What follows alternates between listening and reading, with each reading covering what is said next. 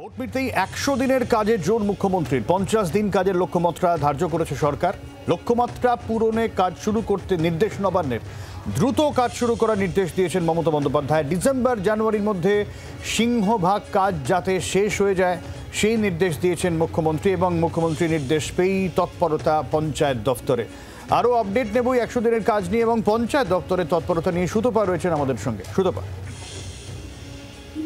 দেখো সব্যসাচী, তুমি জানো যে কিছুদিন আগেই মুখ্যমন্ত্রী মমতা বন্দ্যোপাধ্যায় তিনি অ্যাডমিনিস্ট্রেটিভ মিটিং করেছেন এবং সেই মিটিং থেকে কিন্তু পরিষ্কার ইনস্ট্রাকশন দিয়েছিলেন যে যত তাড়াতাড়ি সম্ভব কাজে ফিরতে হবে।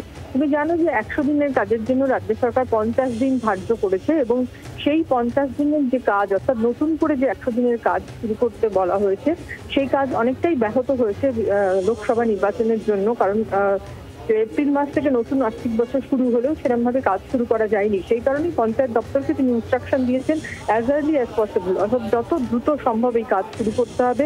কারণ বর্ষা এসে গেলেও কাজ খানিকটা হলেও ব্যাহত হবে এবং যাতে শীতকালের মধ্যে সমস্ত কাজগুলো এগিয়ে নিয়ে যাওয়া যায়। কারণ ৫০ দিনের যে লক্ষ্যমাত্রা ধার্য করা হয়েছে তা পূরণ করতেই হবে। পঞ্চায়েত দপ্তরকে কিন্তু এই ইনস্ট্রাকশন পরিষ্কারভাবে মুখ্যমন্ত্রী দিয়েছেন এবং সেই মতো পঞ্চায়েত দপ্তরের সূত্রে আমরা যেটা জানতে পারছি যে তারা ইতিমধ্যেই বৈঠক করেছেন এবং বৈঠকে নির্দেশ দেওয়া হয়েছে সংশ্লিষ্ট সমস্ত আধিকারিকদের যে দ্রুত কাজ শুরু করতে হবে এবং বর্ষার জন্য কাজ ব্যাহত হলেও তারপরে যাতে কাজটা আরো এগিয়ে নিয়ে যাওয়া যায় এবং শীতকালে ভালোভাবে কাজ করে যাতে জানুয়ারি মাসের মধ্যে পুরো লক্ষ্যমাত্রা পূরণ করা যায় তার ব্যবস্থা করার জন্য নির্দেশ দিয়েছে।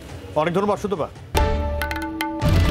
বাংলার আওয়াজ, বাঙালির আবেগ, জি ২৪ ঘন্টা।